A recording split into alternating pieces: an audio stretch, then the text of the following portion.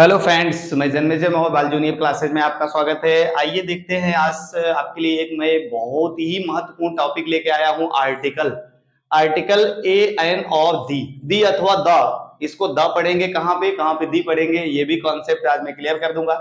A N और the अथवा दी का प्रयोग कहां होता है, किसके साथ होगा, किस कंडीशन में होगा, इसको जानने से पहले हमको ये जानना होगा कि नाउन क्या है। क्योंकि आर्टिकल्स जो है ना, ए एन और दी, इनका प्रयोग नाउन के ही पहले होता है। हमेशा इनका प्रयोग नाउन के पहले होता है, ये कॉन्सेप्ट आप जानते रहेंगे। तो ए एन और दी का प्रयोग को जानने से पहले मैंने आपको बताया नाउन क्या है। नाउन को जो आपने पढ़ा है, noun is the name of person place और थिंग्स। किसी व्यक्ति का नाम, वस्तु का नाम, स्थान, गुण और क्वालिटी का नाम ही नाउन कहलाता है। तो ये नाउन के जो टाइप्स हैं वो दो अलग टाइप्स हैं, काउंटेबल और अनकाउंटेबल। एक इसको गिना जा सकता है, काउंटेबल मतलब होता है जिसकी हम गणना कर सके, अनकाउंटेबल मतलब जिनकी हम गणना ना कर सके। Countable noun, uncountable. और काउंटेबल नाउन को हम दो भागों में बांटते हैं, एक सिंगुलर और एक प्लूरल। एक वचन होता है, दूसरा बहुवचन। तो सबसे पहले यहां से देख लेंगे, जैसे पेन है हमारा, ये सिंगुलर काउंटेबल नाउन है। ये काउंटेबल नाउन है लेकिन सिंगुलर काउंटेबल नाउन है। अब यहां मैंने पेन्स बना दिया तो ये प्लूरल है, काउंटेबल है लेकिन प्लूरल काउंटेबल नाउन है। बॉय है सिंगुलर काउंटेबल नाउन। अब देखेंगे यहां बॉयज बन गया तो काउंटेबल तो है लेकिन प्लूरल काउंटेबल है। मैन है, मैन का प्लूरल जो बनेगा मेन बनता है गाइस, आपको मालूम होगा मैन का मेन, ये singular countable, plural countable. Chair है या चेयर्स बन गया। अब आपको देखना है अनकाउंटेबल क्या है। अनकाउंटेबल ऐसी चीजें जिनकी हम गणना ना कर सके, जिनको हम गिन ना सके। तो उसमें जैसे आपको देखते हैं इंक है, अभी मैंने इधर कहा ना पेन, पेन्स, पेन के अंदर क्या है भाई, इंक है। तो इंक जो है वो हमारा अनकाउंटेबल है क्योंकि उसको हम गणना में नहीं कर सकते हैं। वुड है, इसकी गणना नहीं कर सकते हैं। वाटर है, इसकी गणना नहीं कर सकते हैं। ये भी नाउन ही है लेकिन अनकाउंटेबल नाउन है। तो काउंटेबल और अनकाउंटेबल गाइस आपको समझ में आ गया होगा। तो आइए अब देखते हैं कि काउंटेबल नाउन और अनकाउंटेबल नाउन जो होता है उसमें आर्टिकल का प्रयोग कैसा होता है। तो एक कॉन्सेप्ट आप याद कर लेंगे कि जो सिंगुलर काउंटेबल नाउन होगा, गाइस फिर से मैं आपको क्लियर कर रहा हूं, जो सिंगुलर हमारा काउंटेबल नाउन होगा उसी के साथ हम ए एन का प्रयोग करते हैं। ए एन का प्रयोग हम सिंगुलर काउंटेबल नाउन के साथ करते हैं, ना कि प्लूरल के साथ। तो आइए देख लेते हैं ए और एन। तो आपको यहां मैं बता देना चाहूंगा कि ए का मतलब भी एक होता है और एन का मतलब भी एक होता है, केवल दोनों का जो प्रयोग है अलग अलग किया जाएगा। तो यहां देखना है आपको कि यहां आपको मैं लिख देता हूं कि यहां है consonant, consonant sound, consonant sound. यहां आप लिखेंगे ए, ऐसे कॉलम में मैं आपको बता देता हूं। यहां एन, एन में हो जाएगा ओवेल साउंड। क्या हो जाएगा गाइस, ओवेल साउंड। जहां पर हमारा कॉन्सोनेंट का कॉन्सेप्ट होगा, कॉन्सोनेंट की साउंड होगी, कॉन्सोनेंट का साउंड होगा, वहां ए लगाएंगे। जहां पर ओवेल की साउंड होगी वहां एन लगाएंगे। गाइस मैंने आपको यह बताने का प्रयास नहीं किया कि जो हमारा मतलब कि स्वर है जिसको ओवेल कहते हैं, मतलब अंग्रेजी में 26 अक्षर है, उनको दो भागों में बांटा है, स्वर और व्यंजन को। तो मैंने ऐसा नहीं बताया कि स्वर के पहले जहां स्वर से शुरुआत होगी वहां एन लगाएंगे, जहां व्यंजन से शुरुआत होगी वहां ए लगाएंगे, ऐसा नहीं। बल्कि मैंने आपको साउंड की बात की है, आवाज होना चाहिए कैसा, साउंड कैसा निकलना चाहिए। अभी यहां आप देखेंगे ना, जैसे मैंने इधर लिखा a boy, a girl, a man. यहां देखेंगे जो भी आपका ये साउंड निकल रहा है ये साउंड कॉन्सोनेंट का है। तो कॉन्सोनेंट मतलब आप अंग्रेजी में जानते ही हैं कि 26 जो हमारे अक्षर होते हैं उनको दो भागों में हमने बांटा है, वॉवेल और कॉन्सोनेंट। तो वॉवेल की संख्या 5 होती है, कौन कौन सी है, ए, ई, आई, ओ, यू। ये आप थोड़ा सा फिर से डिक्लेयर करने के लिए बता देता हूं। वॉवेल हमारे 5 होते हैं, तो 26 में से 5 ये हो गए, तो जो 21 बचते हैं 21, वो 21 हमारे इसमें आते हैं। तो आप देख लेंगे ए, ई, आई, ओ, यू से, इनसे जो शुरुआत होगी साउंड का, वो साउंड में एन का प्रयोग किया जाएगा। और जो ए से शुरुआत होगी साउंड भी हमारा कॉन्सोनेंट का होना चाहिए उनके साथ, ए का प्रयोग किया जाएगा। जैसे इनके साथ शुरुआत में आता है अम्ब्रेला लिखा, तो मुझे लिखना पड़ेगा एन अम्ब्रेला, UMBRELLA। अब यहां मुझे आउल लिखना है तो मुझे लिखना पड़ेगा एन आउल, एन आउल, एक उल्लू, इसका भी अर्थ एक है, एन अम्ब्रेला एक छाता, अ बॉय एक लड़का, अ गर्ल एक लड़की, अ मैन एक आदमी। अभी देखना है जैसे एन का प्रयोग और कहां कर सकते हैं, एन का प्रयोग और कर सकते हैं आप ऑरेंज, सॉरी एन ऑरेंज। कहने का मतलब ए ई आई ओ यू की जो प्रतिध्वनि होगी, जो ध्वनि निकलेगा, उनके पहले इसका प्रयोग करेंगे। और ये जो 21 हमारे होंगे कॉन्सोनेंट, उनकी ध्वनि के पहले ए का प्रयोग करेंगे। लेकिन एक डिक्लेयर आपको और करना चाहूंगा मैं कि कभी कभी ऐसा होता है ना कि शुरुआत आपका वावेल से है, शुरुआत हमारा किससे है, वावेल से, लेकिन ध्वनि किसका दे रहा है, कॉन्सोनेंट की।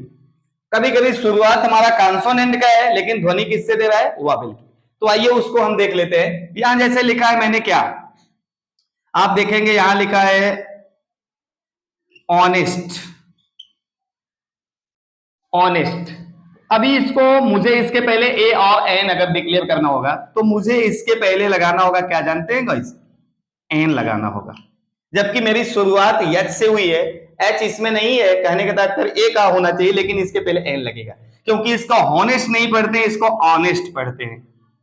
क्या पढ़ते हैं, ऑनेस्ट। तो आ हमारा स्वर है, आ से आ तक स्वर होता है, क से ज्ञा तक व्यंजन होता है, हिंदी में भी आप जानते हैं। उस हिसाब से अगर आप देखेंगे तो इसको हम पढ़ते हैं ऑनेस्ट, मतलब ये मैं यहां से शुरू कर रहा हूं, एच हमारा साइलेंट है तो ओ है, तो ओ इसमें है भी और इसकी शुरुआत भी यहां से हो रही, तो इसको मैं पढ़ता हूं ऑनेस्ट, इसलिए इसके पहले एन ऑनेस्ट लगेगा। अभी यहां देखो यूनिट, यू से शुरुआत करते हैं, यूनिवर्सिटी। तो गाइस देखेंगे शुरुआत तो यू से हुआ, यू इसमें है, लेकिन इसका अगर हिंदी बनाएंगे तो यूनिवर्सिटी ऐसा बनेगा, तो मेरा या मिल रहा है, या क से ज्ञा तक के अंदर से आ रहा है, तो यूनिवर्सिटी में यूनिवर्सिटी या से शुरू हो रहा है, इसलिए इसके पहले हमको क्या लगाना होगा, ए यूनिवर्सिटी, ए यूनिवर्सिटी, ए यूनिवर्सिटी। गाइस इसको आप समझ गए होंगे। ए का जो प्रतिध्वनि है साउंड पे डिपेंड करता है, तो मतलब उसका साउंड कैसे निकल रहा है, उसकी आवाज कैसे आ रही है, तो उस साउंड के अकॉर्डिंग हम ए और एन का प्रयोग करते हैं। तो ए और एन का कॉन्सेप्ट आप समझ गए होंगे, consonant sound, vowel sound. Vowel हमारे कितने होते हैं, ए ई आई ओ यू 5 होते हैं अंग्रेजी में, टोटल 26 अक्षर होते हैं, उसमें से 21 हमारा कॉन्सोनेंट होगा। कॉन्सोनेंट की ध्वनि निकालने वाले जो शब्द होंगे उनके पहले मैं ए लगाऊंगा, और जो वॉवेल की ध्वनि निकालेंगे उनके पहले मैं एन लगाऊंगा। ये आपका कॉन्सेप्ट है। आइए आर्टिकल अगला बचता है द का प्रयोग। तो हमको देखना है आर्टिकल द का प्रयोग कहां किया जाएगा, तो आइए देख लेते हैं आर्टिकल द।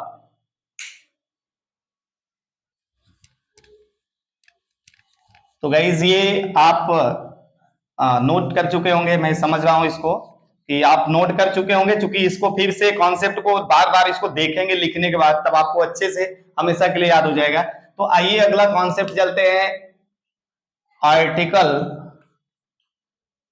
द। ए और एन को मैंने आपको बता दिया है, आर्टिकल द क्या होता है और इसको कब हम द पढ़ते हैं और किस कंडीशन में हम दी पढ़ेंगे, ये आप देख लेंगे।